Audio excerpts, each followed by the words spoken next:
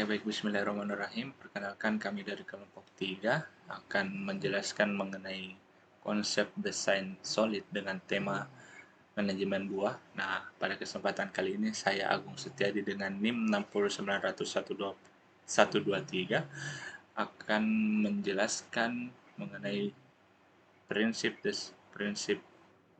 solid yang pertama, yaitu SRP atau yang S. Jadi SRP itu atau Single Responsibility Program, di mana uh, program yang memiliki tanggung jawabnya masing-masing. Jadi kita merepresentasikan sebuah kelas sebagai penamaan dari hal-hal yang ada di dalamnya. Jadi di sini saya membuat 4 file, yaitu storage, model, main, dan UI. Nah, di bagian model ini saya membuat 2 kelas, di mana ada kelas buah dan kelas daftar buah. Nah, di kelas buah ini akan merepresentasikan data dari item buah tersebut. Jadi ini seperti yang saya bilang tadi, merepresentasikan satu tanggung jawab. Nah, di kelas buah ini dia punya tanggung jawab untuk menentukan dia buah apa, terus harganya berapa. Nah, ada juga kelas daftar buah. Nah, di daftar buah ini kelas dimana yang menyimpan mengelola koleksi buah dari listnya yang ada di sini. Saya buat konstruktor dengan isi konstruktornya itu daftar buah dalam bentuk koleksinya list. Nah, di sini ada metode tambah, ada metode hapus, dan ada metode untuk membaca atau mengembalikan daftar buah atau list buah-buahan yang ada di dalam list di atas. Nah, ada juga metode untuk hitung total harganya. Jadi ini kelas daftar buah ini merepresentasikan pengelolaan. Nah, selanjutnya yaitu storage. Nah, di sini ada kelas manajer penyimpanan. Nah, jadi di kelas manajer penyimpanan itu dia menangani penyimpanan dan pemuatan daftar buah ke file ataupun dari file. Jadi ada metode simpan dan metode muat. Jadi di kelas manager ini dia dia hanya dia hanya memiliki tanggung jawab simpan dan memuat daftar buah yang ada dari model dari kelas daftar buah. Jadi ketika kita ingin membuat ketika ada yang mau ditambahkan metode di sini untuk menyimpan ketika kan di sini metode simpannya itu dalam bentuk JSON. Nah, kalau mau seandainya ini penyimpanannya itu bukan dalam bentuk JSON, kita tinggal rubah saja di kelas manajer penyimpanan tanpa mengubah dari kelas-kelas yang lain. Jadi mempermudah dalam melakukan update program. Nah, terus ada di bagian UI. Nah, ini kelas yang memiliki tanggung jawab untuk menampilkan daftar-daftar buah yang ada di list daftar buah. Jadi dia hanya memiliki metode di mana untuk menampilkan daftar buah tersebut. Nah, untuk di main-nya ini seperti biasa untuk kita simpan data-datanya dari keranjang belanja ini, inisialisasi objek, terus daftar buah yang diambil dari sini. Terus printer kita ambil dari printer di UI, dari kelas printer. Terus penyimpanan kita ambil dari kelas penyimpanan. Nah, ini kan keranjang.json. Ini kalau misalnya mau dirubah ke XML atau ke database, kita tinggal rubah saja yang di bagian storage sini. Itulah salah satu kegunaan dari SRP, Jadi single responsibility program. Jadi ketika uh, ada ketika ada sesuatu yang ingin dirubah di program, kita tidak perlu nih rubah keseluruhan kayak mau jadi kayak mau saja dirubah penyimpanannya, kita tidak perlu otak-atik kelas-kelas yang lain. Kita cuma perlu otak-atik saja di kelas manajer penyimpanan ataupun seperti hal yang pengelolaan. Kalau mau tambahkan key method pencarian, bisa kita tambahkan saja di sini. Terus metode pencarian pengelolaan. Ya, metode pencarian. Nah, terus di bagian main ini seperti ini hasilnya. Ini daftar buah disimpan di keranjang desain. Terus kan itu tadi ada metode tambah, ada juga metode hapus. Nah, ini ditambahkan 3 buah, terus dihapus nih datanya dan sebagainya. Sekian yang bisa saya sampaikan. Terima kasih. Perkenalkan, nama saya Fajrul Zayed Amini dengan NIM 609001230119. Pada kesempatan kali ini, saya akan mempresentasikan salah satu prinsip desain solid, yaitu prinsip open close atau OCP, melalui studi kasus sederhana memang menggunakan kode pattern. Sebelum itu, kita harus tahu apa itu open close principle. Di sini, prinsip open close menyatakan bahwa entitas software seperti kelas, modul, dan function ataupun sebagainya harus bisa terbuka untuk menambah ekstensi atau fungsionalitas baru, tetapi tertutup untuk modifikasi, yang artinya kita harus bisa menambahkan fungsionalitas baru pada sebuah sistem tanpa harus mengubah kode yang sudah ada dan sudah teruji. Ini penting karena memodifikasi kode yang sudah ada beresiko tinggi menimbulkan bug baru pada fungsionalitas yang sebelumnya sudah berjalan dengan baik. Sekarang mari kita lihat kode yang telah disiapkan yang menerapkan prinsip OCP. Langkah pertama yaitu kita membuat kelas abstrak untuk mendefinisikan sebuah kontrak atau blueprint yang bernama fruit filter kriteria. Ini ada kelas abstrak yang menyatakan bahwa siapapun yang ingin menjadi kriteria filter buah wajib memiliki kode is satisfied, yang dimana kode is satisfied merupakan metode yang berada di fruit filter kriteria. Selanjutnya langkah kedua itu kelas utama yang tertutup untuk modifikasi. Di sini kelas fruit filter sekarang tertutup untuk modifikasi dan sekali buat dan diuji. Kita tidak perlu menyentuhnya lagi, bahkan jika ada kriteria baru yang akan dibuat.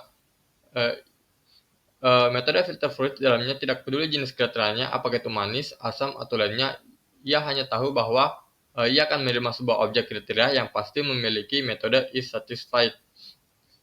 Selanjutnya, untuk terbuka untuk ekstensi, kita bisa dengan mudah membuat fungsionalitas baru dengan cara membuat kelas baru yang mewarisi fruit filter kriteria.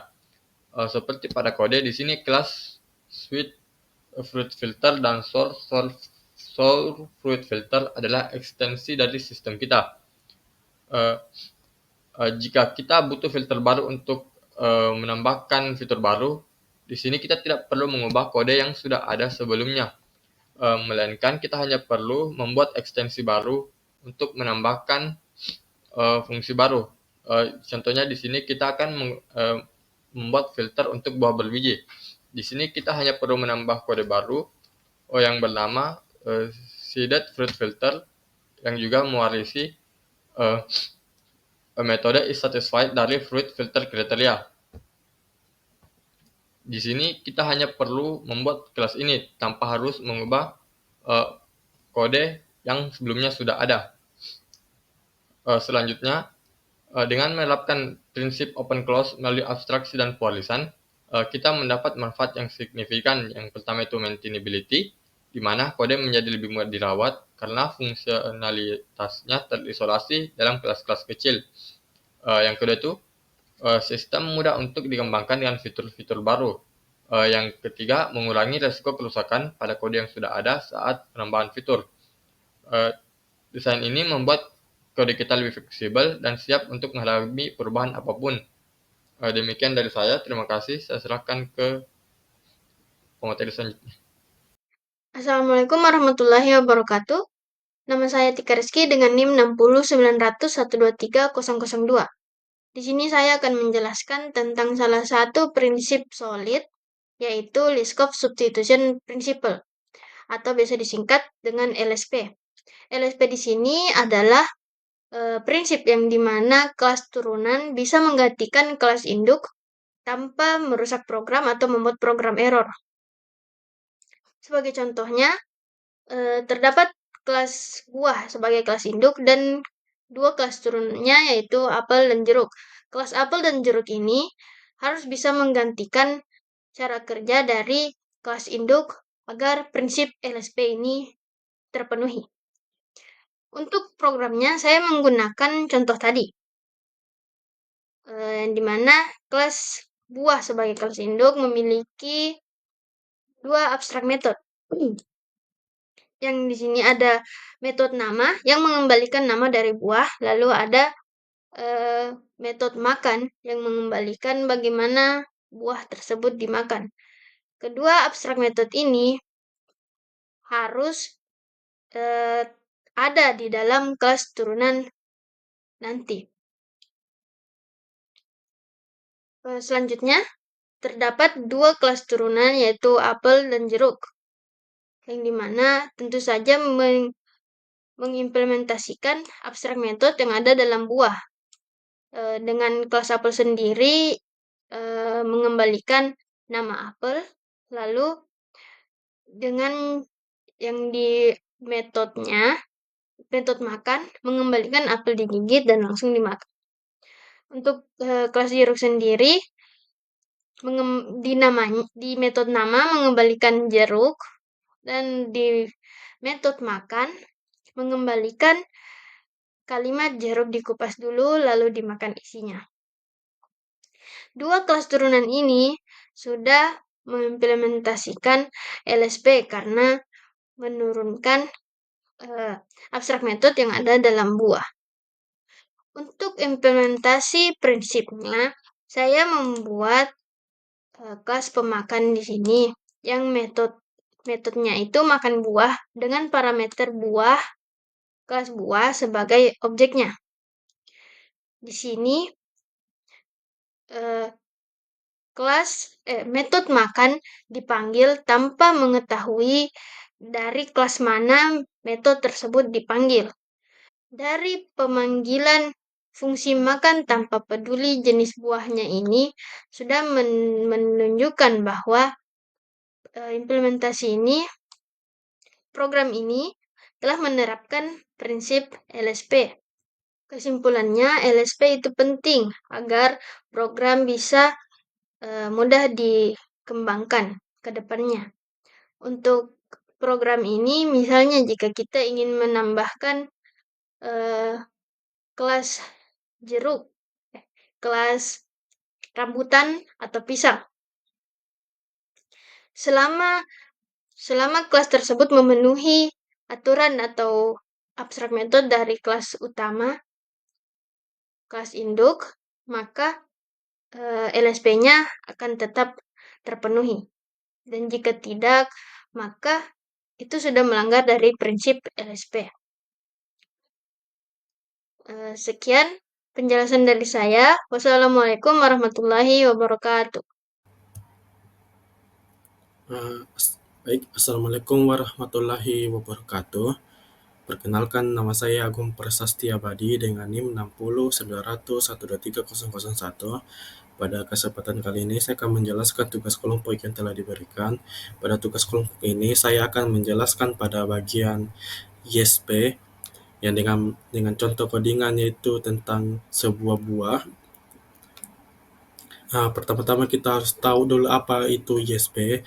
YSP adalah singkatan dari Interface Segregation Principle, yang dimana yaitu salah satu dari 5 prinsip desain solid dalam pemrograman berorientasi objek.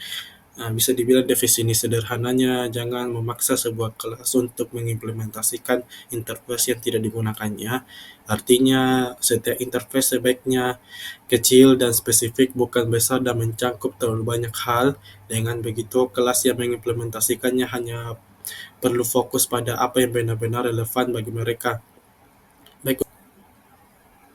Baik, saya akan menjelaskan pada interface, yaitu ada 3 interface dalam codingan tersebut, yaitu kelas Fruit Operation, kelas Fruit Info Provider, dan Juice Processor. Pada Fruit Operation, interface ini mendefinisikan 3 metode abstrak, yaitu menambahkan buah atau add fruit, kedua remove fruit untuk menghapus buah, dan get fruit untuk melihat daftar buah. Kelas manapun yang mengimplementasikan interface ini harus mendefinisikan ketiga metode ini. Untuk interface Fruit Info Provider, di sini digunakan untuk kalau ingin mengetahui kematangan sebuah buah. Misalnya apel itu matang dan pisang itu mentah. Dan satu lagi kelas Juice Processor, yang dimana interface ini untuk mengubah buah jadi jus, jadi bisa dipisahkan logikanya sesuai kebutuhan pengguna tanpa mencampur semuanya jadi satu kelas. Baik, untuk implementasinya pada kelas Simple Fruit Manager dengan menggabungkan dua interface, yaitu Fruit Operation dan Fruit Info Provider. Di sini buahnya disimpan dalam list Python biasa, lalu mengimplementasikan semua metode yang diwajibkan, yaitu add fruit dan remove fruit untuk menambah dan menghapus buah, get fruit untuk melihat daftar buah, dan grab replenish untuk tahu kematangan berdasarkan buah. Tapi kelas ini tidak mengimplementasikan Juice Processor karena memang tidak semua modul atau tim manapun kemampuannya mengolah buah jadi jus. Pada contoh penggunaan, di sini membuat objek Simple Fruit Manager, lalu mensimulasikannya dengan tipe pengguna, yaitu menambahkan add fruit yaitu apel dan pisang, lalu Info Provider untuk mengetahui info kematangan sebuah buah, lalu baik untuk kelas Basic Juicer untuk bisa mengubah buah jadi juice. Di sini kelasnya terpisah, dan dengan ini kodenya bisa menjadi lebih fleksibel dan modular, dan setiap perannya hanya menggunakan apa yang dibutuhkannya. Baik, itu saja yang bisa saya jelaskan. Kurang dan lebihnya mohon dimaafkan. Assalamualaikum warahmatullahi wabarakatuh. Baik, Assalamualaikum warahmatullahi wabarakatuh. Perkenalkan, nama saya Ahmad Basmi dengan NIM 609 baik, di sini langsung saja saya akan menjelaskan lanjutan dari solid, yaitu bagian prinsip dependensi inversion principle atau DIP, di mana DIP itu adalah salah satu dari 5 prinsip solid dalam pemrograman berorientasi objek. Nah, DIP ini adalah kelas tingkat tinggi yang tidak boleh bergantung pada kelas tingkat rendah, dan keduanya harus bergantung pada kelas abstraksi. Dan abstraksi ini tidak boleh bergantung pada detail, sedangkan detail yang bergantung pada abstraksi. Langsung saja di sini saya akan menjelaskan codingannya. Nah, program ini dibuat untuk menyimpan dan menampilkan daftar buah. Nah, di bagian pertama, kelas pertama itu menjelaskan abstraksi penyimpanan buah, dan dimana di sini adalah bagian pertama, di sini kelas fruit storage itu kelas abstrak, dimana menyimpan semua buah, misalnya di memori, file atau database. Terus di sini save itu artinya harus bisa menyimpan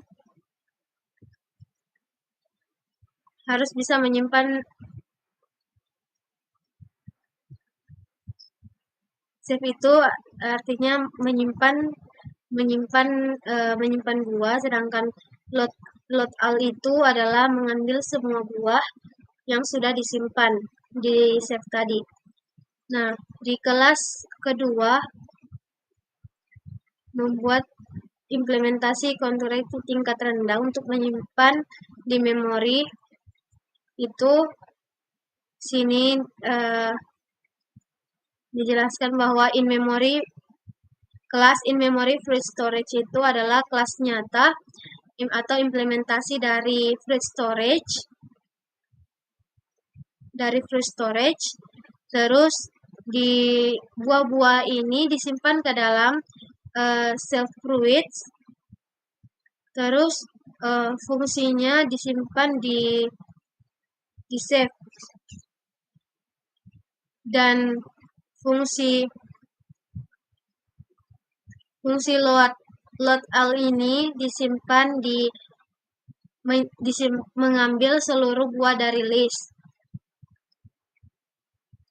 Terus di kelas tingkat tinggi, kelas yang ketiga itu kelas Fluid Manager with Deep, di mana di sini kelas Fluid Manager with Deep ini adalah kelas utama yang mengatur penambahan dan penampilan buah. Di sini dev init itu adalah menerima objek storage dari luar yang disebut dengan dependency. Terus add fruit itu menambah buah ke penyimpanan. Terus display all fruit itu menampilkan semua buah yang telah disimpan.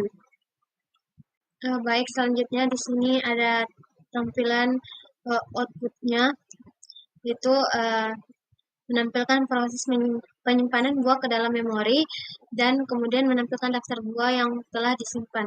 Nah, yang pertama itu di sini menyimpan semangka ke memori dan nanas. Itu adalah